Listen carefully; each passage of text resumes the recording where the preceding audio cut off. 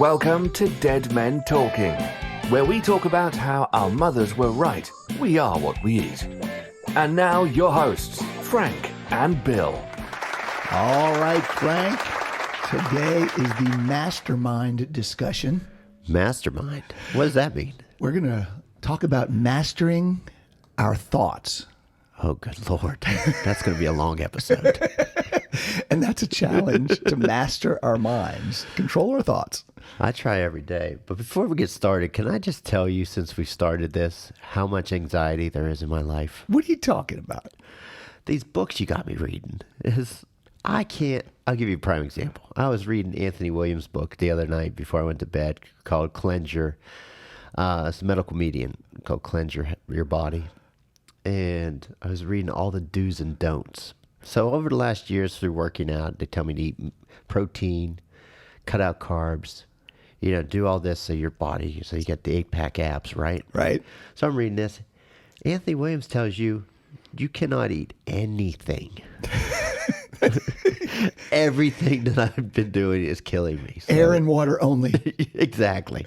It's come stay at our hotel. We'll give you some water. Well, what did it say? What freaked you out? Like things that you thought were healthy: tuna, sushi, fruits, some certain fruits, avocados, the high fat stuff from keto that you're trying out. All these things. And he said, well, salmon's okay, but all these other fishes have high mercury and they're going to kill you.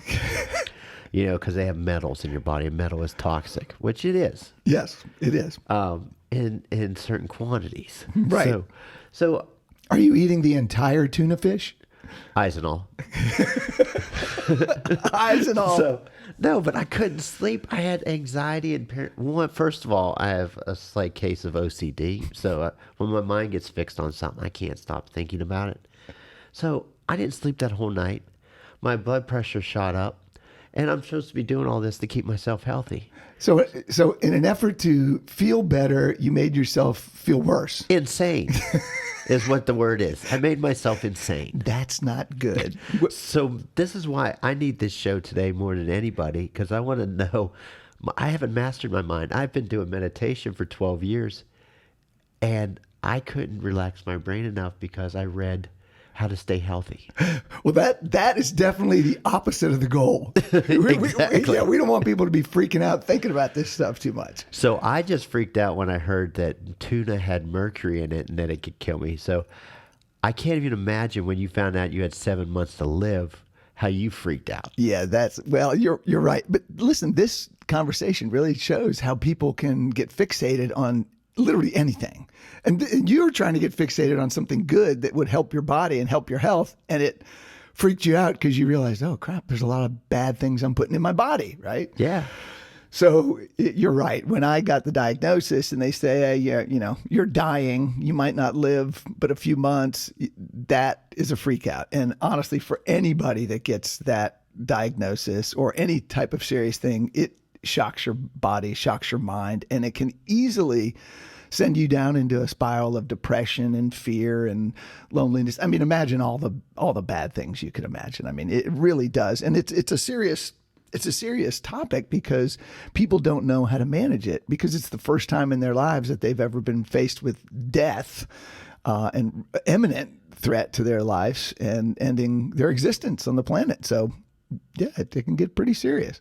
Oh, because you were hooked up to machines. Your kidneys were failing. Your liver wasn't functioning. So now you feel sick. Right. And now they tell you you're going to die. I mean, mastermind. How do you master your mind in that situation? Yeah, that's not a good spot to be. And that's definitely one of the hardest situations to be in, to live through and to be positive through. And so, like anybody else, I went through all the natural emotions of fear and, not knowing the future and thoughts of loss and what's going to happen to my son and wife and all that. And everybody that is faced with that situation feels that sense of loss and fear.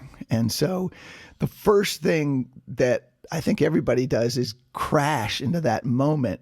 The most important thing for me was to get out of that headspace as fast as possible. And then, I'm like everybody else, I didn't know what to do. I truly had absolutely no idea what to do. Because you weren't into meditation or anything at that time. I knew, look, if I was completely ignorant to all of this stuff. In fact, I used to tell you about meditation because I was doing it. I think I started meditating, but more so for my temper and just how insane I was then. I had to calm down. But I started in 2009. Right. And I remember talking to you about it, and it wasn't a thing that you were really into, or did you think it was hoopla back then? Yeah, no, I really didn't believe meditation had any value for me or I just thought it was nonsense. I really did. But I didn't know anything about it. But like many things in life, we have a perception of something that we don't know about. And I was that exact person. I was ignorant about it. Yeah. And I was ignorant about my ignorance. So you get the diagnosis. How do you get started to even think about getting your mind right? I mean, who tells you? I mean, who comes to you and say, hey, you got to get your mind right? Well, and that was the thing. So the first thing for me was, because I didn't know about meditation, was to pray, which is a form of meditation. I started praying. I'm like, God, get me out of here. I mean, help me. That was my thought. And I started feeling a sense of calm from there. And I'm like, okay, I guess what happened in my brain is I realized I knew instinctively that the more negative thought I had was not good for me. And so I didn't know necessarily what to do. I just knew that the more I thought negatively about this negative situation, it was definitely not going to be positive and not going to help me. So my brain was working to think, what can I do to change that trajectory of that thought? And then, as I've mentioned before, my friend, who's a health expert, William King, he started sharing a bunch of things with me, and he started turning me on to healers and people who have healed themselves and people that had studied the power of the mind.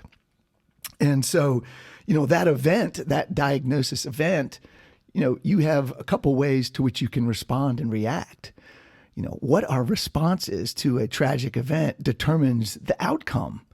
And as I began thinking about this, I began learning some things. And so one of the things that happened to me, which was really fortunate, is I met a guy, his name was Troy. And Troy he had stage 4 colon cancer and he had ALS, Lou Gehrig's disease, all at the same time. Now, for anybody that knows about those diagnoses, both of them are bad. There is no cure for ALS. Stage 4 colon cancer is very bad. But because he had ALS, they couldn't give him any chemo for the cancer because that would kill him because his body couldn't handle it. So basically the doctors said, there's nothing we can do for you. Get your things in order. You're going to die. And so most of the time that's like a 6 months lifespan, or ALS degrades you very quickly. And when I met this guy, this was 11 years past his diagnosis. And that is mind-blowing. And so I sat down with him and I wanted to hear about how he ate and the nutrition and the supplements and everything he was doing. And he looked at me and he said, we'll get to that. He said, but let's talk about the most important thing. And he pointed into the space between his ears. He said, it's your brain. It's the most important tool that we have, is to use our thoughts and our mind to help us every day. And so he was really the first one. And this was probably 3 months after I was out of the hospital. So I was in this process. I was trying to do all these detoxing and health things that we'll get into in other podcasts. But he looked at me and he said, the most important thing is your brain. It's your mind. It's how you think. And I had been hearing a little bit about this, that some oncologists said, well, we typically can tell the patients that'll do better than others by how their attitude is. And that concept was something that I didn't understand it, Frank, but I thought about it. It was one of the things that seemed to make sense to me. Like, yeah, I need to be positive, but I don't know what to do, So like when you started meditating, what made you say, I got to look at meditation as an option? I was trying to save a relationship at the time because my job was everything at that point. That's all I cared about, was being number one and making money. And I think I've always had a really bad temper. and just from growing up, watching things around me and where I grew up, and I wanted to change if I was going to have any chance of having a family. And so I was going to this therapist, and she finally looked at me and she's like, you have a lot of anger. Need to tone it back. I was like, what do you mean I got a lot? Oh, but so she said, I want to introduce you to this man named Ranjit over at Charlotte Meditation. Well, actually, it wasn't Charlotte Meditation. He was in his house. And I'm from Youngstown, Ohio. So to go over to an older man's house and was very strange to me. Come in, little boy. Especially when he answered in silk robes. And I was like, am I gonna be touched? What's going on? Yeah. But in all honesty, it was the greatest person one of the greatest people I ever met, because the man was a spiritual person. When I say he was a spiritual person, he was connected in a way to people that I still can't explain to this day. And he brought me back to his room and just learned about me and talked about me and talked about how the mind and the breath actually are as a way to cleanse the body. Before food, before anything. Yeah. Is your mind sets out, it's like your eyes. If you can't see it, I mean, you can't make it happen. Or when you're riding a motorcycle, you have to look where you're going. That's where the bike goes. Wherever your eyes are is where the bike goes.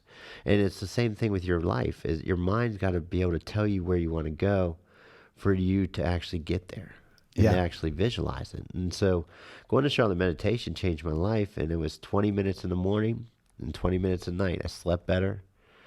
But it wasn't an instant change. I was still an asshole. But it was a journey. Now, 11 years later, I still know when I don't meditate in the morning. I could feel it. It changes my day. It doesn't create the mindset that it's going to be a great day. And that's where you have to start. And I have to think, where you're at, you can't do the gym mentality. I'm going to go really strong in January and not go to the gym again until July. Right. It has to be a daily thing for you to stay alive. So how do you, because meditation wasn't on your plate at that time, how do you get into something like that, and how do you start? Well, what I did was, I first, as I started thinking about this and I just started to read different things, I was introduced to this concept of mind to matter. And I studied this guy. I found this guy named Dr. Joe Dispenza.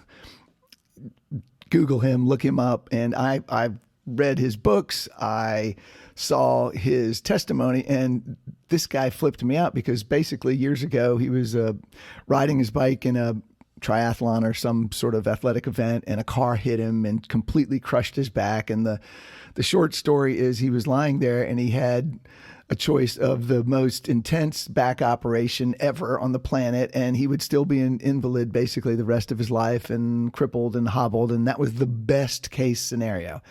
And he was laying on this table and he said, well, I understand the procedure, and for the rest of my life, if I do this, the best case scenario is I'll be crippled for the rest of my life. He said, I'm not going anywhere. Maybe I can think myself healed. Now, everybody thought he was insane. I'm thinking that right. They literally thought he had PTSD from the accident, and they told him he was nuts.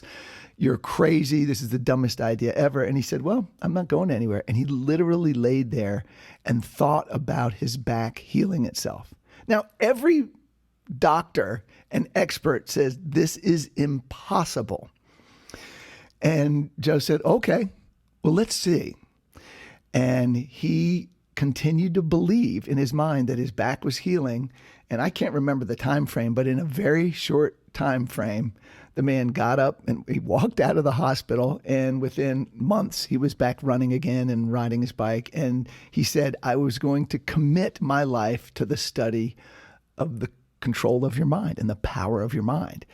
And when I heard this story, I just thought, this is impossible. And that story and meeting Troy got me very excited about this. And then I learned about the placebo effect. You know what the placebo effect is, Frank? I've heard about it. It's sugar pills, right? Well, it is sugar pills. And I learned about this years ago, but I never really thought deeply about it. So basically, placebo is when in the medical world, they do a trial and they say, okay, we're going to give one group the real medicine and the other group a sugar pill. Neither group knows which one's getting what. Everybody thinks they're getting the medicine. Everybody thinks they're getting the medicine. But what they've found is that there's a group of people that when they believe and they expect to be healed, they do. There's actually been placebo trials where they give people sugar pills and they tell them it's chemo and their hair falls out. No way. So, yeah, this is the craziest thing ever. So when I started learning about this, I started thinking, well, the medical community talks about the sugar pill and they almost push the placebo effect, which is a scientific fact. It's a real thing. But I started thinking about it. I'm like, well, wait a minute. It's not the sugar pill that healed the person. What is it? It's their belief, right? They expected to be healed because they believed they were getting something that would heal them. Well, they weren't getting anything different. So their mind literally healed them. Now, what I've since found out as I started digging deeper on this, that pharmaceutical companies trial drugs against placebos. In many cases, the placebo outperforms the actual medication. Now, if you want to sell drugs, you don't want to tell the public about this too much, but it's a scientific fact. And so for me, that's how I got into it. I started thinking, wait a minute, the placebo effect's real. If you believe something strong enough, you can will it to happen. Well, why don't I just do that? And so that's how I got into it. I just started saying, wait, if I can believe it enough, I can literally will it to happen because other people have. Why can't I do that? So everyone, today's show is sponsored by Mental Rogaine. Think it and it will grow back. Think and be. It's true. I mean, it's really, it's quite fascinating when you study the placebo. Now, here's the scary part, the opposite of placebo. Which is? The nocebo. I've never heard of this. What is a nocebo? Right. I hadn't heard of it either. Well, first off, the mind typically goes negative much more than it goes positive. It's easier for all of us humans to sink down into negativity. The nocebo is when you believe the negative, it actually works faster and better. So it's very important, like it's very natural, like when you get a bad diagnosis, to get depression and go down to that negative rabbit hole. That can be the nocebo, and you believe, oh, you're going to die, and you do. And I think we talked about this before, but there have been many, many, many situations where people have not a life-threatening situation, but they believe they're going to die, and they do because of the nocebo effect. I'm so glad you brought this up because this is why when I talk to, even my wife, when I talk to her about meditation, she's like, there's no way I could sit still for 20 minutes and just clear my mind. But on the same side, everybody talks about the positives of meditation, but what about the negatives? If you don't go into a guided meditation or a mindful meditation or a transcendental meditation, whatever road you want to go down, and you can explore all of those, if you don't get your mind right or set an intention correctly, you will focus for 20 minutes on a negative emotion. Like when I got into it, I was going through a separation. I was getting out of an engagement. An engagement that wasn't going well for me. Let's put it that way. She was seeing other people and men. So it was very hard to get into meditation because I would spend 20 minutes thinking about how angry I was or how sad I was. And so people that have depression or people that are going through a really rough time, a loss, maybe you lost a loved one, and you're going into a meditation on your own, or you're going to a Calm app that just shows you a breathing bubble and you're breathing through it. If you focus on a negative thing for 20 minutes, how do you think your day's going to go? Right. It's very negative. And that's why I started a variety of little principles each day, because you've got to start each day positively. So, I've literally trained myself every day to wake up and think, hey, I feel great today. I'm alive today. It's sunny today. Whatever it is, good, positive thoughts in the morning, and start positive breathing.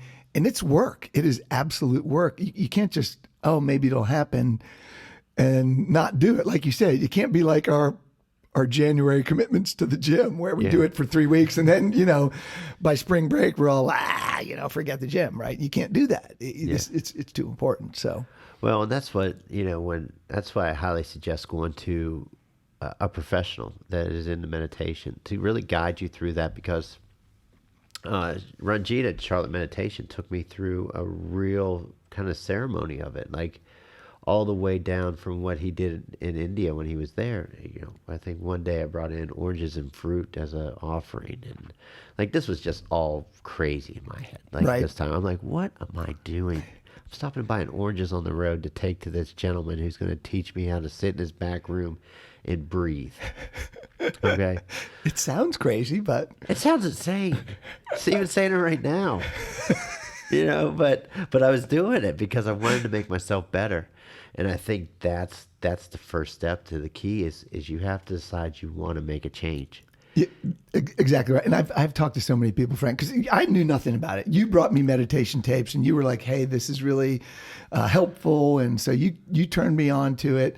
Our good friend Suzanne Tick, put the thought in my head a little bit earlier. And so I'm like, you know what, there's something to this. And so I just started. I didn't know anything about it. And I said, I'm just going to do it. I'm not going to talk about it and think about it. I'm going to take the action to do it. And I talk to so many friends, Frank, and they'll say, I can't sit still for 5 minutes. I'm like, how many times have you tried? Twice. Yeah. Okay.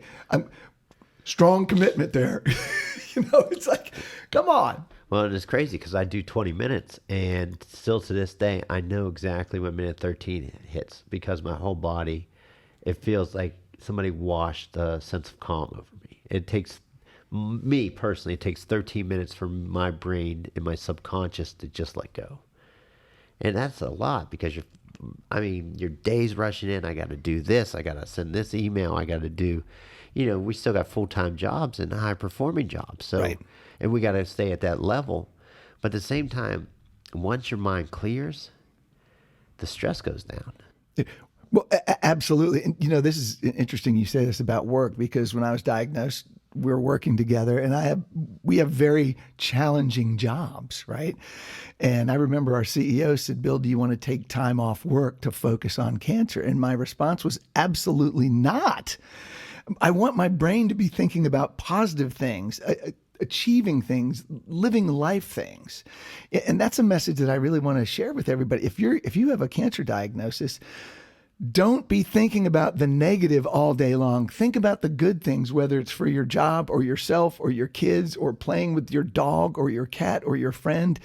We want to keep living. We can't be thinking about the end. We got to be thinking about the minute, stay in the moment. And that was something else I learned because as you taught me about meditation, I started reading all these other things, whether it was from Joe Dispenza. I read this book called Mind to Matter because like you and others, I was wondering, is this real? Does it work? Well, I started because I had people telling me, Bill, it's a bunch of hooey. It doesn't work. There's no science behind it. That's my favorite phrase these days. There's no science behind it. Turns out there's a ton of science behind it. And one book I read called Mind to Matter talked about the science, how they put people into hospitals and studied them on. They did MRIs and they did every type of electrolysis and electrical impulse studies, and they begin studying brain waves and beta waves and theta waves, what happens, how you feel, what does your mind do. So they know now that meditation works, and they know it can change your brain waves.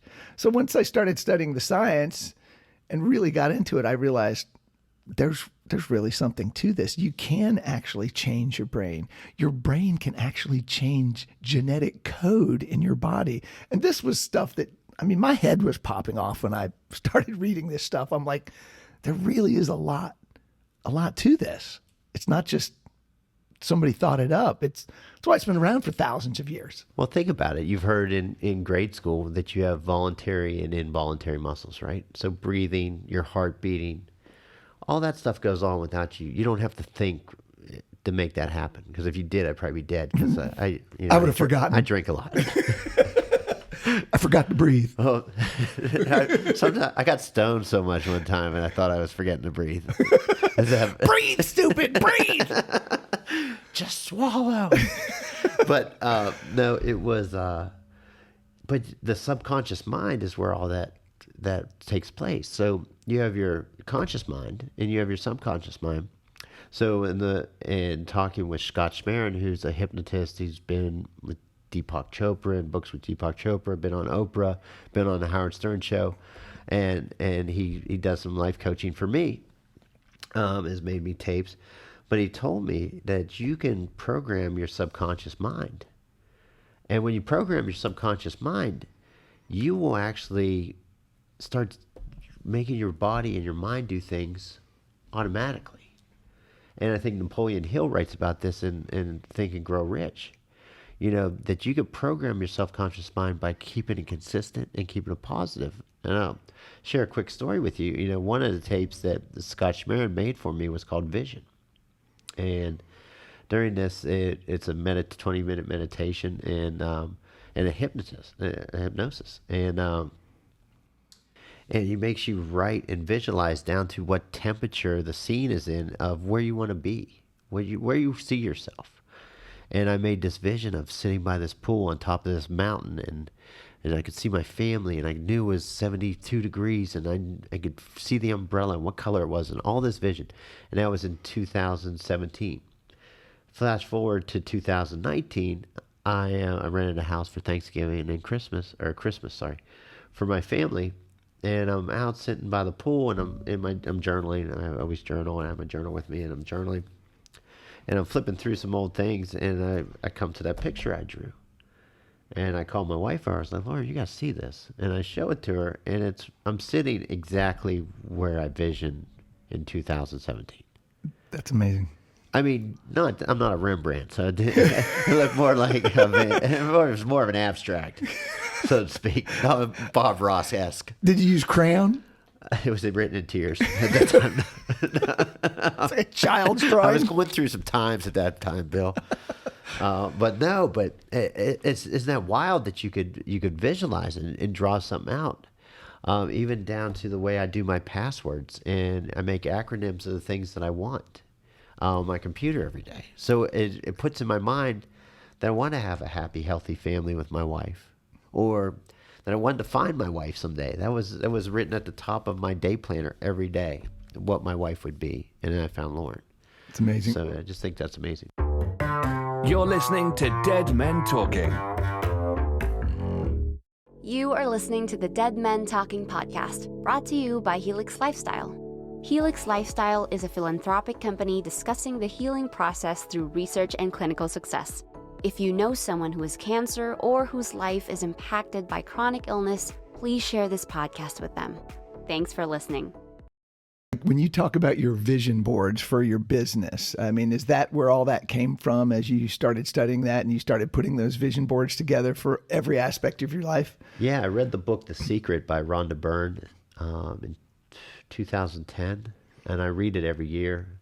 There's some movies that just came out about it. There is a movie about it. Well, you know, Frank, it's funny you say that because that is one of the things, you know, people say, Bill, how do you stay positive? And that's one of the things is that I had read that book years ago, and then I watched the movie when I was, probably 3 months in to this process. And just the idea, whether you believe every component of it or not, the ideas of it were so good. They were positive, and they were just talking about controlling your mind. And so I try to watch that film once a year, you know, to keep that thought in my head, maybe twice a year, just to go back through the concepts because they're very positive for you. There's nothing negative about it. It's all about positive affirmations and, manifesting those thoughts you have into your life. Well, even on the bad side, because I remember one part of the book tells you, you know, when you have a white shirt on, you think about spilling spaghetti on it. And you think about it long enough, you'll spill spaghetti on it. You'll do it. You'll make your body do it. And it's the mind is such a powerful tool that we only use, what they say, 10% of it. Right. So after read that book, and actually there's a new movie. I don't know if you've seen it on Netflix. It's called The Secret. It's actually a movie. I forget the actor, but I haven't watched it yet, but I want to. And that goes back to your point about watching positive things and staying away from the negative and the news and things like that, because that book actually had me put what I wanted on my mirror in the morning. So I taped it to it. Like I wanted to sell X amount of dollars. I wanted to be number one at Tandis, which now Tarkett. I wanted to stay number one, not just be number one time. I wanted to stay number one. And all those things came true because I visualized it. And when you visualize it, then your mind starts putting a plan together. Your subconscious puts a plan together, even though you don't know while you're sleeping, on how you're going to do it. And that becomes thoughts. And those thoughts become your actions. And that's how it all comes together. Well, exactly. And I can imagine right now somebody's hearing this, and there's somebody out there just like you and I were that's like, oh, I don't believe it. Yeah. That, what you just thought and said, will stop you from accomplishing it. When you say, I don't believe it, it can't happen, you have just manifested that in your world. So the first thing everybody has to do is get that negative thought out of their mind. You have to flip that. If you've gotten a bad diagnosis, or if you have a chronic illness, or even if you're depressed and have your challenges in your job and your life, stop the negative thought. So I'm listening to you talk about this, and I'm thinking, what did I do? I learned from you about meditation. I got into that. I absolutely use prayer as a tool for me, as a positive tool for me. I watched The Secret. I watched all kinds of positive movies. I even studied this woman. I'll pull it up and I'll put it on our site. But she had a breast cancer diagnosis, and she was with her father, and they would watch comedies every day and every night and laugh. And through the period of her process of going through the disease, her disease just went away and she felt better. Now, I'm sure there are doctors saying, Bill, don't tell people that they can laugh away their cancer. I'm not saying that, and I'm not a doctor, but I'm just telling you of a story of a person who used laughter to feel better and get her through the cancer. Look, you can be sad or you can laugh. And that's why sometimes people hear me say, Bill, how can you laugh through cancer? I'm like, well, what do you want me to cry every day? I mean, that's just not my personality. And plus, I don't see the value in being sad all day long. Frank, if I have 2 weeks left on this planet, 2 hours, 2 months, 2 years, or 20 years, I want it to be positive each moment. And so that's what I put in my head every day. That's how I think. So let's think about this. So what about the other side of the coin? What about you're the person watching somebody get sick or die, and you want them to change? This happened to a good friend of mine. My buddy has a sister that is chronically depressed because she lost a child years ago. And he can see and wants to get her help and wants to do all this stuff for her, and he takes her to therapy and all this stuff. And he gets frustrated because it's not working, or she's not into it as much as he should be. So all of a sudden now she's already depressed, but now she has another level of stress because now she got to get better for somebody else, not herself. Now that's a huge hurdle.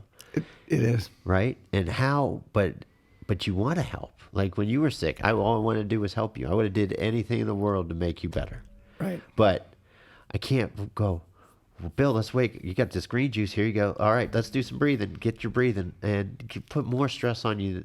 Right. So how do you get somebody to, and I don't know if we have the answer to this, but how do you get somebody that doesn't want to be helped? That is the hardest thing, because you've heard me tell stories about, I get calls from people all the time, and they'll say, I got diagnosed with this form of cancer. I got diagnosed with this. And then what are you doing? You seem to be feeling good and healthy. And I'll tell them, I'll say, well, these are some of the tools and techniques I've learned. This is what I can do. And invariably people will say, I can't do that. And I'll ask them the question. I'm like, you can't or you won't. And it's that tough love kind of thing. It's like you and I want to help. You want to help me. I want to help others. And the reason we're doing this podcast is because we want to help people. We want to share these concepts and ideas with people. Ultimately, the patient and the person has to want it. And so for me, as I've said many times, is that the first driver for me was my son and then my wife. And it was like, I have to have a purpose to live. I mean, to want to live, not focus on the negative disease. I want to live for them. That purpose and drive is like the glowing fire every day that I wake up and say, I have to do this. So for me, and I can't speak for everybody, but for me, when I got out of my own head and stopped feeling sorry for myself, like, oh, woe is me, and started focusing on others, that was so helpful to me. And I may have said this before, but I had an alternative doctor that I met early on, and he said, Bill, here's the deal. We're not going to have pity on you. I'm like, well, thanks. Don't you want to have a little pity on me? But there was no pity for Bill. But it was the greatest thing. He said, listen, we're going to show you some things that will help you help yourself. And if you're not in, we can't treat you. And unfortunately, I think to some people, you have to say, listen, you have to want this. You have to decide that you want this. You have to help get your head around it, because we just can't make people think that way. And other than that, I think we just have to love them and care for them and tell them we want to help them, and hope they get there, hope they round the corner.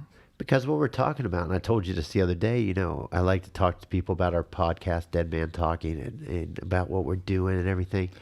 But the more I talk to them, I was at lunch with clients and friends that I've known forever, and I'm like, man, this is a depressing topic. I'm losing this person quick. Like, this shit sucks.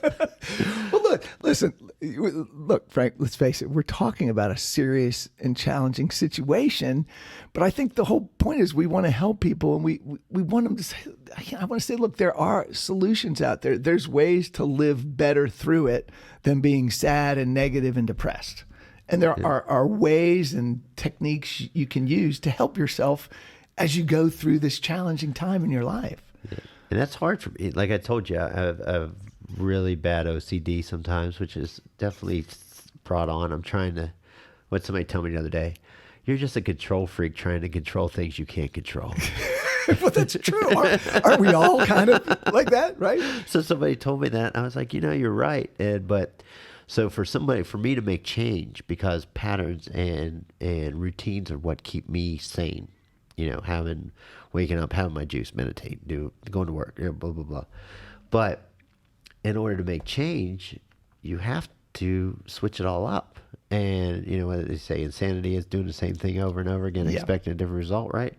So I have to almost reinvent myself. And I try, and I tell you this all the time, you ask me how do we stay performing at the level we have for 17 plus years.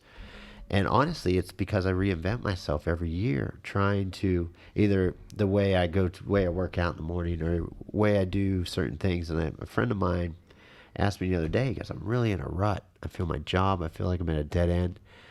And I go, why? You've seen that old Seinfeld episode, when George does the opposite of everything that he wants to do. Yes. And his life becomes amazing. Right. That's what I told him. I was like, try doing everything you do opposite. Like, not if you don't drink, don't go out and become an alcoholic. Okay, That's not what I'm right. saying. That's not what I'm saying at all. But just switching it up, because people like new. People like, and when everything becomes new in your life, it brings this sense of joy. Yeah. And joy brings, it's amazing what smiling, they say that smiling it can actually release endorphins in your brain and make you happy. Yes, and it laughing. does. It does. So if we're able to do that and switch it up, reach out, if you, send us an email, ask us, how you change it up, and maybe we can help you, maybe we can, that's what we're here doing. I'm just here because I want to help people. Wrapping this up, I think, there's so much more we can talk about in terms of mastering your minds and mastering your thoughts. It is a process, like we've talked about. So the things that I've done and the things that other people can do is focus on the positive, learn to meditate, pray in a positive way, positive movies like The Secret, books, Mind to Matter. There's another book that I read that has really, I think, been one of the things that really helped my brain. It's called Radical Remission. Dr. Kelly Turner studied thousands of cancer patients that were told they were going to die, and they didn't die.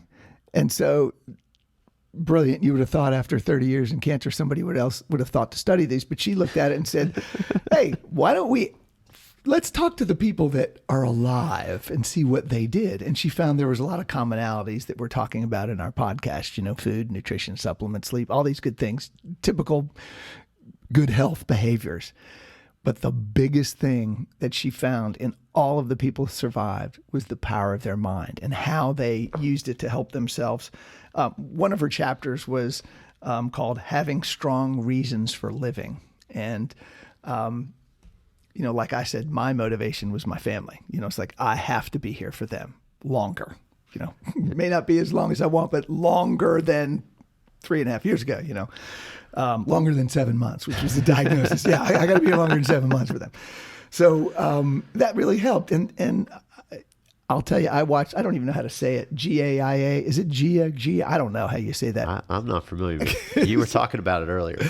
Yeah, so I signed up for this thing called the Food Matters Network, Food Matters TV, which was great. It had all kinds of information on your mind and meditation and stuff like that. They merged with GAIA television. It is an incredible network. I would really recommend it for people to sign up and take a look at what they have. It's just a lot of good, positive health information. And so, once a month I watch one of those movies, on weekends, an afternoon, I'll watch something positive.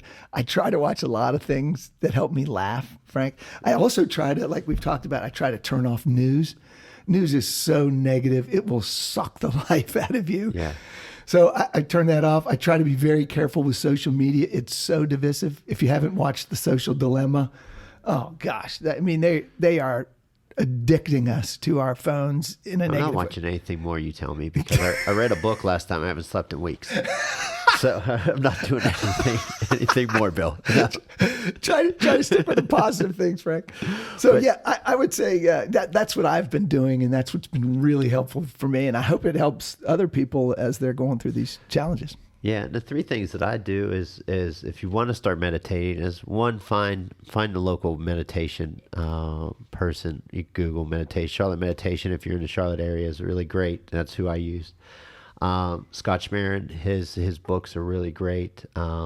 He's in Chicago, but you can Google him. His website's amazing. And then journaling.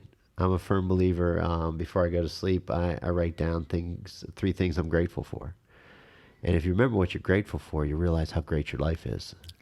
Exactly. That is a beautiful thought. It's a great way to end this podcast, Frank. And, when we talk about thinking it, I've developed this thought process that I tell myself, don't think it, know it. And so when I know it and believe it, it's so much easier for it to manifest itself in my life, in my day. And so very positive. So what are we going to talk about next, Bill? So next podcast, we're going to talk about your advocate. Advocate?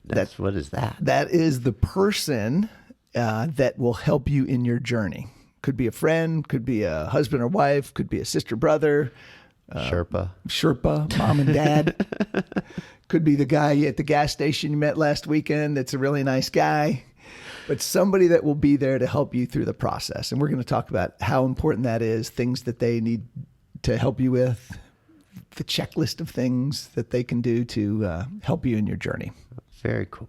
Well, until next time, I'm Frank. And I'm Bill. And we're Dead Man Talking. This has been Dead Men Talking. Tune in to our next episode for more of Frank and Bill.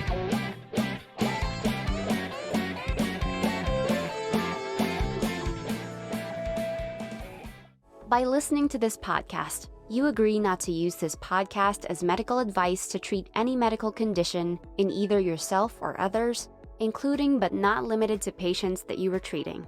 Consult your own physician for any medical issues that you may be having.